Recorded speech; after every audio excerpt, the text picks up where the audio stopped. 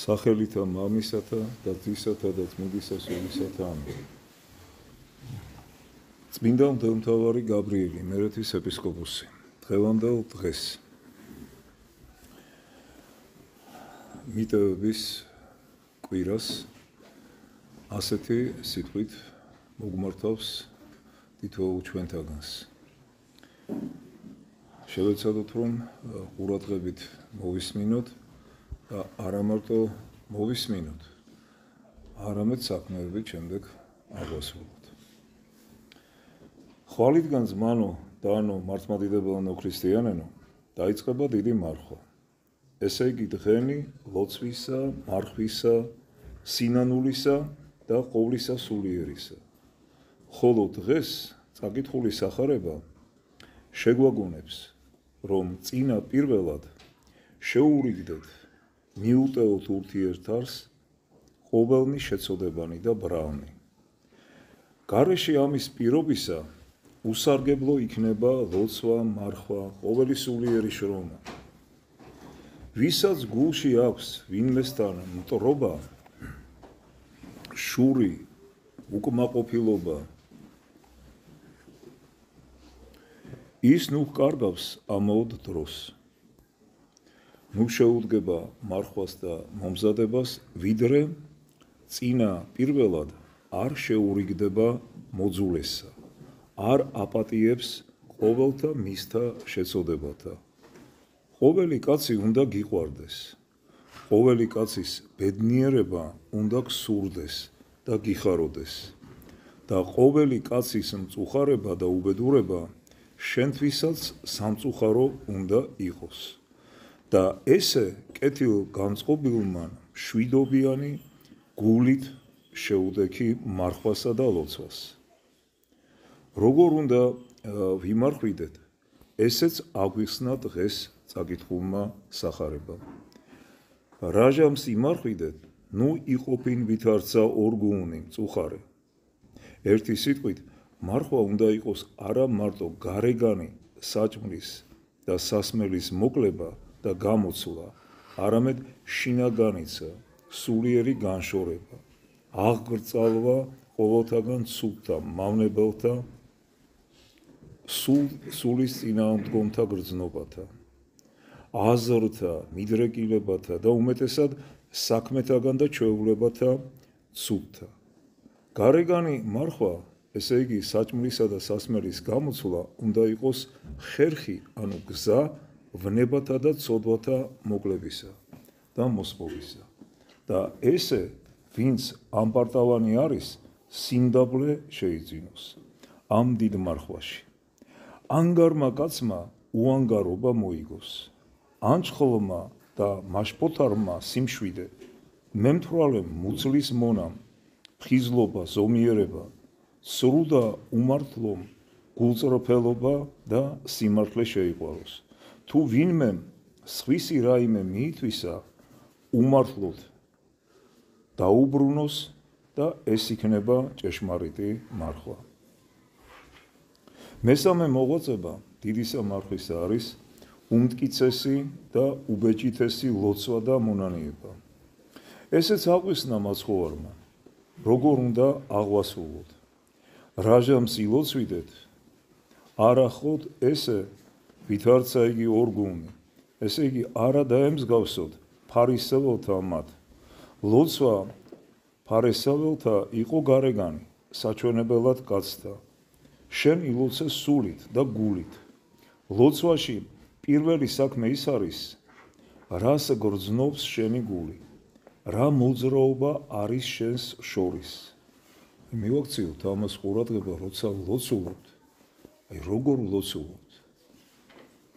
ეს ხომ არ არის ისეთი ლოცვა, რომ მხოლოდ ჩავამთავროთ კანონი დღისა. გული თუ არის იმას ჩადებული, თუ გვესმის თითოეული სიტყვა, რას ლოცულობთ, რას ვითხოვთ ღმერთისგან. ამას მივაქციოთ ყურადღება ლოცვის ჟამს. ჭეშმარიტად ის ლოცულობს, ვისაც ლოცვის დროს მოუვა ცრემლი უნებლიეთ. შენ იქნება ძმაო, ერთხელაც არ გილოცავს ცრემლით. მიცვალებულის ტირილზე რომ წახვალ, მიცვალებულის კუბოსთან რომ დაიჩოქები, მაშინ მრავალ ცრემლს გადმოყრი სრულიად უსარგებლოდ და შენი სულისათვის ერთხელაც ერთი ცრემლიც არ მოგვსვლია. მებრალება მიცვალებული და მისი მონათესავე მოტირავნი და შენი სული არ გებრალება. ისიც მკვდარია მრავალთა ცოდვათაგან და საუკუნო სიკვდილი მოელის მას თუ ლოცვაში არ იტირებ. ბოლოს ყოველნი დიდმარხვის სულიერნი მოღვაწებანი უნდა დავაგვირგვინოთ აღსარებითა და ზიარებით. დიდ მარხვაშიც რომ ერთხელ არ ეზიაროს ქრისტიანი კაცი, რაღა სასოება იქნება მას. ყოველთვის უნდა ფიქრობდეს და ცდილობდეს კაცი, რომ უზიარებელს არ მოუხდეს სიკვდილი. გადასვლა ამიერ სოფლიდან იმ სოფელში. მაგრამ ეხლა აწინდელმა დროებამ უმეტესად შემაშინებელი მიზეზი გამოაჩინა, რომელსა აქვს ყურის მენა და თვალნი. ხედავთ, მან უნდა განიზრახოს და შეშინდეს, რა მოულოდნელი სიკვდილი ეწევა ახლა მრავალთა პირთა. კაცი საღამოს მხიარული იყო და ძლიერი, დაწვა ლოგინზე და ძილში განუტევა სული, უახსარებლად და უზიარებლად.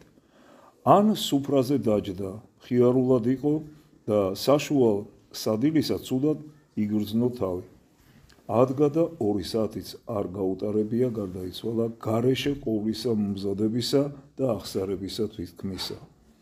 შენც კაცი ხარ, ვინ იცის სად და რა სახით შეგემთხვევა სიკვდილი. არ გაგიგონია, არ დაფიქრებულ ხარ, რა საშინელი ამბავი ისმის არა შორი ქვეყნიდან, არამედ მახლობელ ჩვენდა, რა მომსვლელის ნეულება გაჩნდა, რომ თვით უპირველესთა ექიმთა ვერ მოუპოვნიათ საშუალება მისთა მორჩენისა. იგულისხმება რუსეთში იმ დროს გაჩენილი ქოლერის ეპიდემია, რომელმაც არაერთი ადამიანი იმსხვერპლა მაშინ რუსეთში. ცნობილი ფაქტია, რომელზედაც წმინდა მამებიც აღნიშნავდნენ და აი ამ დროს განსაკუთრებულად დიდი იყო ღვაწლი ღვთისმსახურთა, რომელნიც აღწერილია ეს და მოთხრობილია, უშიშრად მიდიოდნენ ასეთ ავადმყოფებთან, აზიარებდნენ, აპატიოსნებდნენ და ასე შემდეგ. ყოველგვარ საეკლესიო წესს და მსახურებას აღასრულებდნენ მათზე. ვინ იცის, რას მოგვიტანს მომავალი ზაფხული. ნუ მოიძულებ შენსა სულსა, ახლავე მოემზადე მიგებებად მტერისა, რომ უცებ არ დაგეცეს თავზედ, მოუმზადებელსა და უჭურველსა. ამაზე უმჯობესი მომზადება რაღა შეიძლება, რომ შეინახო და აღიარო შენი ცოდვები, შეინანო და აღიარო შენი ცოდვები და ეღირსო წმინდასა ზიარებასა.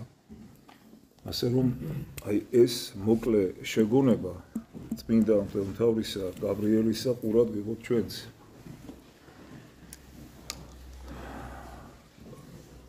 თქვენ იცით, რომ ჩვენს ტაძარში და ასევე ალბათ არაერთ ტაძარში ამ დღეებში არის ხშირი ღვთისმსახურებები, თითქმის ყოველდღიური ღვთისმსახურებები, მათ შორის პირველ შეწირული ლიტურგიები შუაკვირაში და შემდეგ შაბათ-კვირას თავისთავად.